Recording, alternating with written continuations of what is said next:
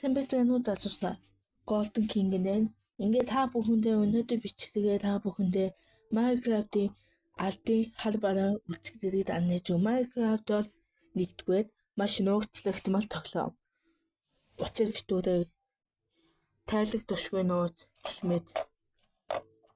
Одоо би таны Minecraft-ийн 10 гунигтай түүхийг хэлж өгье. Нэгдүгээр Geist-оор цагаан өнгөтэй хүмүүл дайдаг моб юм. Geist нь ерөнхийдөө overworld-д амьдардаг гэсэн үг. Minecraft-ийн өмнө нь үүсгэж байсан нууц хүмүүсүүд гэнэт байхгүй болсон. Тэгээд Geist overworld гэж би сайн хэлсэн. Тэгээд Geist-д Nether дотор хоригдсон. Nether дотор одоо шинэ авдаргаасайгаа overworld Geist-д чөлөөтэй яж чаддаг. Харин Nether дотор жинхэнэ там юм.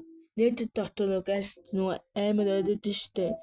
Тэр нь ерөнхийдөө эндээс ганаараа ирэх зүйл юм. Тэгэд шинээр автаад олсон нь жижиг Geist. Жижиг Geist-оор overworld-д маш тархаараа ирэх нь харагддаг. Хоёрдугаар Witch-ийн ганцаард. Witch бол өмнө нь Тоскны иргэн байсан. Өмнө нь Тоскны иргэн байхад нэг юм чулуун байшин байдаг штэ. Чулуун байшин дотор нь манай Witch амьдардаг гэсэн. Witch нөгөө ганцаараа дээр нөгөө бусдыг авах гээд явж байхдаа халжин анжамыг туулж байхдаа Тоскны иргэн түүний их дономжиж яадаг гэсэн. Witch тэгээд ганцаараа яваад тэгээд Тоскноос холдоод ганцаараа байшин байлж яасан. Тэр бол Witch бол Тоскны иргэн байсан. Тэр өөрсдийнхөө найзууд одоо өдөр дайтгүй.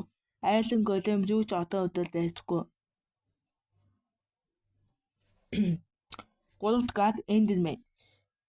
Enderman-оор өмнө бас хүн байсан. Скоо тань боддоо бүх Enderman-ууд хүн байсан гэж боддоо. Тэгээд нөгөө NCD гэж ертөнцөж нөгөө идээд шилждэг ургамаар байдаг штэ. Шилждэг ургамыг идээд тэрнээс өөр идэх зүйл байхгүй болохоор өлсөж үхгүй тул тэрийг идэж Enderman болсон.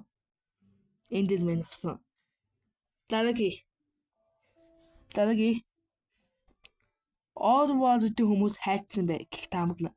Overworld-ийн хүмүүс өмнө нь амьдсан нууцлаг дөрүүд юм. Одоо ямар ч судлах боломж байхгүй байгаа. Ямар тодорхой мэдээлэл байхгүй гэх мэт. Өнөөдөр би таны 3 тайлбарыг хүлээлээ. Таалагдвал лайк, subscribe, share хийгээд мөн хонхон хасаа хамаалтгүй. Зайлшгүй маань бай.